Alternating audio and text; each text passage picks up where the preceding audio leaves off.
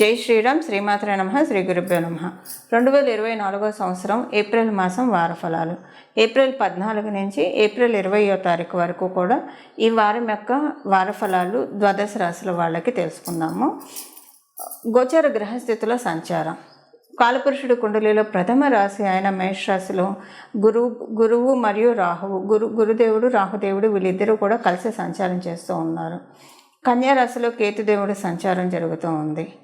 కుంభరాశిలో కుజశనుల సంచారం జరుగుతూ ఉంది. ఆఖరిదైన మీనరాశిలో రవి బుధుడు శుక్రుడు వీళ్ళ ముగ్గురు సంచారము ఆఖరిదైన మీనరాశిలో జరుగుతూ ఉంది.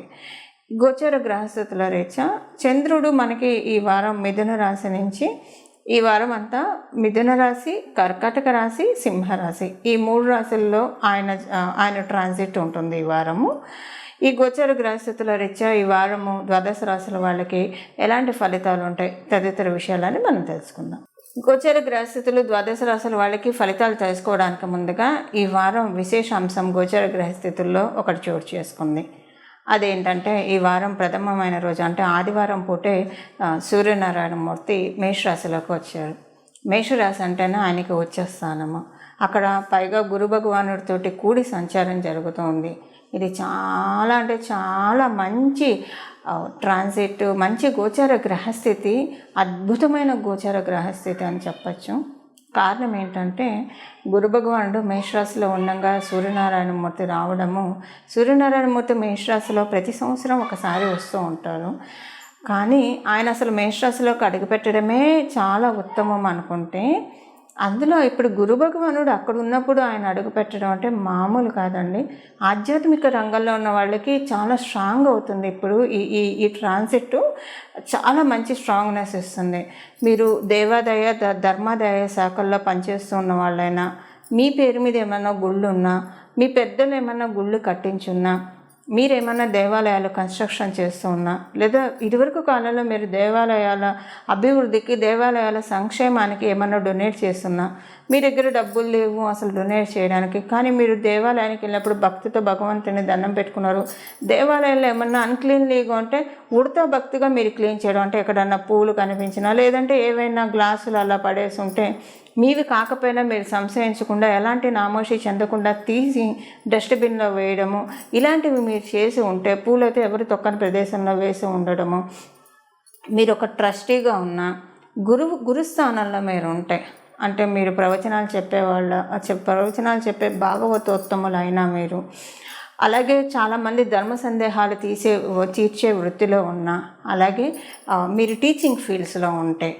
అధ్యాపకులుగా ఉన్నా సరే, లేదా మన వేద కళల్ని అభ్యసింపచేసే వృత్తుల్లో ఉన్నా కూడా, అంటే సంగీతం నేర్పించేవాళ్ళు కావచ్చు, నృత్యం నేర్పించేవాళ్ళు, సంగీత వాయిద్యాలు నేర్పించే వాళ్ళు అవ్వచ్చు, మీరు ఆస్ట్రాలజర్స్, వాస్తుకు సంబంధించిన వాళ్ళు, ఇలా మీరు ఏ వృత్తిలో ఉన్నా, గురు భగవానుడికి సంబంధించిన లైబ్రరీస్లో పనిచేసేవాళ్ళు, ఇలాగా ఏ వృత్తిలో ఇప్పుడు మనం తెలుసుకున్న ఎందులో మీరు ఉన్నా కూడా చాలా బలోపేతం చేయబోతున్నారు. మీ జన్మకుండలి ఎలా ఉన్నా సరే ఇది చాలా మంచి బ్లెస్సింగ్స్ని మీకు అందజేస్తూ ఉంది. మామూలు బ్లెస్సింగ్స్ కాదు. గురు భగవానుడు మేషరాశిలో ఉంటూ మళ్ళీ 12 సంవత్సరాల వరకు ఆయన మేషరాశిలోకి రాడు. ప్రతి సంవత్సరం సూర్యనారాయణమూర్తి మేషరాశిలోకి వస్తాడు. కానీ గురు భగవానుడు మేలో మనకి ఇక్కడి నుంచి వెళ్ళిపోతున్నాడు. మనకి మేలో మేషరాశి నుంచి వృషభ రాశిలోకి వెళ్ళిపోతున్నాడు. మళ్ళీ ఆయన తిరిగి మేషరాశిలోకి రావడానికి 12 సంవత్సరాలు చక్కగా పడుతుంది.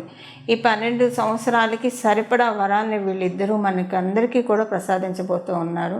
ప్రత్యేకించి ఇప్పుడు మనం తెలుసుకున్న ఈ సంబంధిత రంగాల్లో ఉన్న వాళ్ళకి బ్లెస్సింగ్స్ చాలా ఎక్కువగా ఉన్నాయి మిగతా వాళ్ళతో కంపేర్ చేస్తే. అయితే మరి మిగతా వాళ్ళ మాట ఏంటి అంటే, మిగతా వాళ్ళకి కూడా ఈ బ్లెస్సింగ్స్ రావడానికి మనం ఒక పరిహారం చేద్దాం. అంటే ఇప్పుడు మనం తెలుసుకున్న వాళ్ళు ఇప్పుడు మనం తెలుసుకున్న రంగాల్లో ఉన్న వాళ్ళు ఈ పరిహారం చేసుకుంటే ఇంకా మంచిది. అలా లేని వాళ్ళు కూడా, ఇప్పుడు మనం తెలుసుకున్న రంగంలో లేని వాళ్ళు కూడా రవి గురువుల సంయోగం వల్ల ప్లస్ని యాక్టివేట్ చేసుకోవడానికి, అది చాలా మంచి యోగం అనే చెప్పాలి. రవి గురువుల సంయోగము దీన్ని యాక్టివేట్ చేసుకోవడానికి మంచి, అంటే మీరు స్పిరిచువాలిటీలో ఉన్నా కూడా, ఇప్పుడు జనరల్గా మీకు మీరే ఒక సాధన చేస్తూ ఉన్నా కూడా రవి గురువులు మీకు శుభాన్ని చేకూరుస్తారు. మీరు కూడా మనం తెలుసుకున్న మొదట కోవలోకి వస్తారు. అంటే మనం గురుస్థానంలో ఉన్న వాళ్ళని చెప్పుకున్నాం కదా, కన్స్ట్రక్షన్స్, దేవాలయాలు ఇలాంటి వాటిల్లోకి మీరు కూడా చేరుతారు. మీ అందరికీ కూడా అంటే ఈ స్థానంలో ఉన్న అందరికీ కూడా చాలా మంచి రిజల్ట్స్ గురువు మరియు సూర్యనారాయణమూర్తి దయ వల్ల రాబోతూ ఉన్నాయి. ఆ ఫలితాలు ఒక్కొక్క రాశి వాళ్ళకి ఏమేమి జరుగుతాయి అన్న విషయాన్ని మనం ఇప్పుడు పరిశీలిద్దాము. అయితే ఒక విషయాన్ని మర్చిపోకండి, మనం రెమెడీ చేసుకోవడం మటుకు చాలా ముఖ్యము. ఎందుకంటే మీరు రాబోయే కొన్ని సంవత్సరాల వరకు దీన్ని ఒడిసి పట్టుకొని ఉండాలంటే కనుక డెఫినెట్గా రెమెడీ చేసుకుంటేనే దీన్ని ఒడిసి పట్టుకొని ఉండగలుగుతారు. అదర్వైజ్ ఇప్పుడు గోచారం ప్రసాదించేది ప్రసాదిస్తుంది. ఇప్పుడు మనకి వర్షం పడుతుంది, అన్ని వర్షం నీటిని నిల్వ చేసుకుంటే మనకి వాటర్ నిల్వలు ఉంటే కనుక తర్వాత మనకి వర్షాలు సంవత్సరం అంతా ఉపయోగపడతాయి.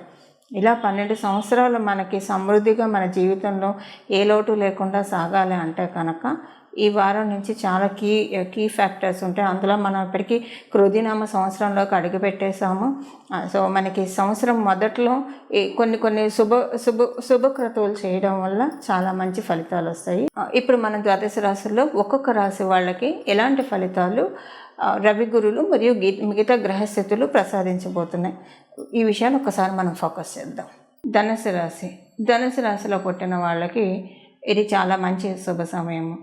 మీరు ఏదైనా పబ్లికేషన్కి సంబంధించిన రంగంలో ఉన్నా, ఏదైనా పబ్లిష్ చేయాలని అనుకున్నా, లేదా మీరు ఆథర్స్ అయినా కూడా ఈ వారం నుంచి coming down the line 3 years వరకు కూడా మీ ప్రణాళిక మీరు అనుకున్నట్టు సజావుగా సాగడానికి ఇదొక కీ టైం అని చెప్పాలి ఈ వారము. దీనికోసం మీరు వర్కింగ్ చేసినా చేయకపోయినా కూడా డెస్టినీ మీ తరఫు నుంచి వర్క్ చేస్తోంది. ఈ విషయాల్లో మీరు టెంపుల్స్ కన్స్ట్రక్షన్ చేస్తూ ఉంటే మీకు చాలా బాగా ఉంటుంది. ఆ కన్స్ట్రక్షన్ ఇప్పుడు చేస్తూ ఉంటే కనుక బాగా ఉంది మీకు ఇప్పుడు. అలాగే మీరు ఏమైనా ట్రస్టీ మెంబర్గా ఉంటే కనుక అది కూడా మీకు, వాళ్ళకి కూడా మీరు ఆ రంగాల్లో ఉంటే మీకు కూడా చాలా బాగా ఉంది.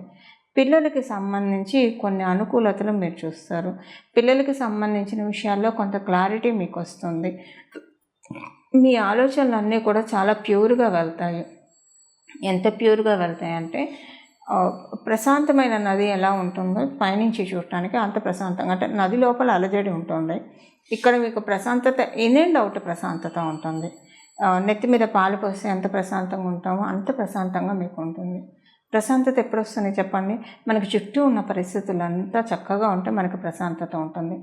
ఇప్పుడు ఆ ప్రశాంతతను మీరు అందుకోబోతున్నారు. ఎందుకంటే ఇప్పుడు మీ ఆలోచనలో మీ సహస్రారం మీద దేవుడు సంచారం జరుగుతూ ఉంది. దేవుడు సంచారం జరగడం వల్ల భగవంతుడు మిమ్మల్ని రైడ్ చేయడం వల్ల, ఎలాగైతే అర్జునుడికి మహాభారతంలో శ్రీకృష్ణ పరమాత్ముడు ఆయన రథసారథ్యం చేశాడో, మన జీవితము భగవంతుడి చేతిలో పెడితే ఎంత అద్భుతంగా ఉంటుంది.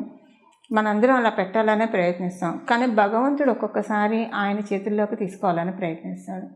అలా ఆయన చేతుల్లోకి తీసుకోవాలని ప్రయత్నించిన వాళ్ళల్లో 12 రాశుల నిస్సందేహంగా అదృష్టవంతులు మీ ధనుసు రాశిలో పుట్టిన వాళ్ళనే చెప్పాలి. భగవంతుడి కంట్రోల్లోకి మీరు వెళ్తున్నారు, ఇంకా ఆయన చూసుకుంటాడు మొత్తం. భగవంతుడు ఒక్కసారి మన వైపు చూస్తే ఇంకా మనం దేనికి బాధపడాలి, దేనికి కలత చెందాలి, అంతా మనకి హ్యాపీనెస్ ఉంటుంది. అది మీకు ప్రారంభం అవబోతుంది. ఈ వారం నుంచి మీకు తెలియకుండానే దానికి బీజం పడుతుంది. ఇక్కడ నుంచి డౌన్ ద లైన్ చెప్పుకునేది మన ఈ వారం యొక్క ఫలితాలైనా డౌన్ ద లైన్ 3 years వరకు కూడా మీకు ప్రశాంతత, మీరు అనుకున్న పనులన్నీ సజావుగా సాగడానికి భగవంతుడి యొక్క కృప చాలా బాగా ఉంది. మీకు మీ ఇష్టదైవాన్ని వదలకుండా, అంటే మనకి సుఖాల్లో ఉన్నప్పుడు భగవంతుని ఎక్కువగా పట్టుకోవాలి, దుఃఖాల్లో ఉన్నప్పుడు మనం భగవంతుని ప్రార్థిస్తాము, సుఖాల్లో ఉన్నప్పుడు మనం ఎప్పుడైతే ఎక్కువగా భగవంతుని ప్రార్థిస్తామో మనకు వచ్చిన సుఖభోగాలు మనతోటే ఉంటాయి. మళ్ళీ మనం అంటే మళ్ళీ మనకి ఉద్దానంలో ఉన్నప్పుడు ఉద్దానంలోనే ఉండాలి, ఇంకా పతనంలోకి వెళ్ళకూడదు. అలా ఉద్దానంలో ఎవరుంటారు? భగవంతుని పట్టుకునేవాళ్ళు. అసలు ధనుసు రాశి వాళ్ళు అంటేనే మొదటి నుంచి భగవంతుడి చరణాన్ని నమ్ముతూ నడిచేవాడిని. ఇప్పుడు దాన్ని ఇంకా కొంచెం ఎక్కువ చేసుకోండి, ఇంకా చక్కటి ఆశీస్సులు అందుకోండి. ఇవి మీకున్న ఫలితాలు ఈ వారం. చూశారు కదండి మీ రాసే వాళ్ళకి ఏ ఫలితాలు. ఇప్పుడు మనం పరిహారాన్ని తెలుసుకున్నాం. ఈ వారం పరిహారం వచ్చేసేసి మీరు ఈ వారం అనే కాదండి, ఇది మీరు ఇక్కడి నుంచి ప్రారంభించి, అంటే ఇప్పుడు మనం తెలుసుకునే 14వ తారీఖు నుంచి ప్రారంభించి మళ్ళీ వచ్చే 14వ తారీఖు వరకు కూడా, అంటే మే 14వ తారీఖు వరకు కూడా ఇప్పుడు మనం తెలుసుకోబోయే ఈ పరిహారాన్ని కంటిన్యూ చేయడానికి ప్రయత్నించండి. దీనికోసం మీరు చిన్నగా డొనేషన్స్ చేయాలి. మీ శక్తి ఎంత ఉంటే అంత డొనేషన్స్ చేయడానికి ప్రయత్నించండి. ఈ డొనేషన్ దేనికి చేస్తారు? గోశాలకు చేయండి, ఏదైనా దేవాలయానికి చేయండి, దేవాలయంలో ఉన్న పురోహితులకి ఏదైనా మీకు తోచిన దక్షిణ ఇచ్చి వారి ఆశీస్సులు అందుకోవడానికి ప్రయత్నించండి. ఇప్పుడు మనం తెలుసుకున్న ఈ రోజుల్లో ఏ రోజు చేసినా పర్వాలేదు. మీకు కుదిరితే కనుక మనం తెలుసుకున్న వ్యవధిలో, అంటే ఈ ఏప్రిల్ 14 నుంచి మే 14 లోపల కనీసం ఒక 3 సార్లు దానాలు చేయడానికి ప్రయత్నించండి. 3 సార్లు కుదరని వాళ్ళు ఒక్కసారి ఇచ్చినా పర్వాలేదు. ఎవరెవరికి డొనేట్ చేయాలన్న విషయాన్ని ఇప్పుడు నేను చెప్పాను. ఇంకా ఎవరెవరికి చేయాలనేది నేను చెప్తాను. గోశాల ఒకటి, కన్స్ట్రక్షన్ అవుతున్న దేవాలయాలు ఒకటి, ఆల్రెడీ కన్స్ట్రక్షన్ అయ్యి పునరుద్ధరణ కోసం ఏమన్నా మహదవకాశాన్ని ఇచ్చి ఉంటే దానికి మీకు తోచినంత, శక్తికి మించి చేయమని చెప్పి ఎవరు చెప్పరు, మీకు తోచినంత మీ ఇంటి దగ్గర ఉన్నది కావచ్చు, మీకు తెలిసిన చోట కావచ్చు. ఇలాగా ఇప్పుడు కొన్ని సంస్థలు ఉంటాయి, ప్రజలకి సేవలు చేసే సంస్థలు, అలాంటి వాటికి మీరు డొనేట్ చేయడము. కొన్ని చోట్ల అనాథ శరణాలయాలు ఉంటాయి, అలాంటి చోట మీకు తోచినంత అమౌంట్ వాళ్ళకి డొనేట్ చేయడము. వయోవృద్ధులు ఉన్న అనాథ శరణాలయాలు కూడా ఉంటాయి, హ్యాండిక్యాప్డ్ ఉన్న అనాథ శరణాలయాలు ఉంటాయి. వాళ్ళకి మీకు తోచినంత డొనేట్ చేయడం వల్ల చాలా చక్కటి ఫలితాలు ఉంటాయి. బయోలాజికల్ గురువులు మీకు ఎవరైనా ఉంటే కనుక, మీరు ఎవరినైతే గురు సమానంగా భావిస్తూ ఉన్నారో వాళ్ళకి కూడా మీకు తోచినంత ఏమన్నా వాళ్ళు చేసే సేవా కార్యక్రమాలకి మీరు డొనేట్ చేస్తే కనుక, ఇప్పుడు చేసే ఈ డొనేషను మీకు పూర్వజన్మ పుణ్యాన్ని యాక్టివేట్ చేస్తుంది. ఈ జన్మలో మీకు రావాల్సిన యోగాలు, మీకు జన్మ కుండలిలో ఫ్రీజ్ అయిపోయి ఉంటే అవన్నీ కూడా అన్ఫ్రీజ్ అయ్యి మీకు ఫ్రీ ఫ్లోగా, అంటే ఇప్పుడు చూడండి అన్నీ కళ్ళ ముందే కనిపిస్తున్నాయి, ఏ పనులు అవ్వట్లేదు, అన్నీ ఇక్కడ దాకా చివరి దాకా వచ్చి ఆగిపోతున్నాయి, అసలు ఏం అర్థం కావడం లేదు. ఇలాంటి సిచ్యువేషన్స్ మనకి జీవితంలో వస్తూ ఉంటాయి. అలాంటివి రాకుండా ఈ పరిహారం చేసుకోవడం ద్వారా మిమ్మల్ని మీరు పరిరక్షించుకోవడానికి చక్కగా అవకాశం ఉంటుంది. ఇప్పుడు మనం తెలుసుకున్న ఈ సెగ్మెంట్లో ఎవరికైనా కూడా మీరు డొనేషన్స్ చేయడము, అలాగే దాంతోపాటు మేధా దక్షిణామూర్తి స్వామి వారి శ్లోకాన్ని ప్రతిరోజు వినడానికి ప్రయత్నించండి. మీరు చదివితే ఇంకా మంచిది. ఒక 3 సార్లు చదవడం, కానీ మీకు చదవడం రాకపోతే అప్పుడు 3 సార్లు వినడం, ఈ రెండిట్లో ఏదో ఒకటి చేయండి. ఈ డొనేషన్స్తో పాటు చక్కటి రవి గురుల ఆశీస్సులు మీరు అందుకోండి. ఈ సూర్యనారాయణమూర్తి మరియు గురుదేవుడు ఆశీస్సుల వల్ల మన జీవితంలో జరిగే ఫలితాలు ఏంటంటే, ఉద్యోగంలో, వ్యాపారంలో గ్రోత్ ఉంటుంది. మీరు చేపట్టే ప్రతి పనులు కూడా విజయవంతంగా ముందుకు సాగుతాయి. అలాగే మీకు ఏదైనా ఆపర్చునిటీస్ చివరి దాకా వచ్చి ఆగిపోతూ ఉంటాయి. అదృష్టం ఆతృటిలో తప్పిపోయే వాళ్ళు చాలామంది ఉంటారు. అలాంటి వాళ్ళందరికీ కూడా ఈ పరిహారం ఉపకరిస్తుంది. మీరు శక్తి ఉంటే కనుక లోపత్వం చూపించకుండా దానం చేయండి. పిన్నాస్తనం మటుకు దానంలో చూపించకూడదు. శక్తి ఉంటే కనుక చేసినా పర్వాలేదు అనుకుంటే, మీకు శక్తి లేకపోతే అప్పు చేసి చేయకూడదు. ఈ రెండు మటుకు మీరు గ్రహించుకోండి. మీకు శక్తి లేదు, ఒక మనిషికి అన్నదానానికి ఇవ్వచ్చు, ఒక మనిషికి అన్నదానానికి ఇవ్వడానికైతే ఉంటుంది కదా, అది లేదు. మేధా దక్షిణామూర్తి స్వామివారి స్తోత్రం వినండి 3 సార్లు, లేదా చదవండి, సరిపోతుంది. మీకు శక్తి ఉంటే కనుక లోభత్వం చూపించకుండా ఇప్పుడు మనం తెలిసిన ఫీల్డ్స్లో ఉన్న వాళ్ళకి దానం చేయడానికి ప్రయత్నించండి. దీనివల్ల ఏంటంటే రవి గురువులు పరిపూర్తి ఆశీస్సులు మనం చేసిన వాళ్ళందరికీ చక్కగా వస్తాయి. ఇది ఇప్పుడు చేసుకోవాల్సిన పరిహారము.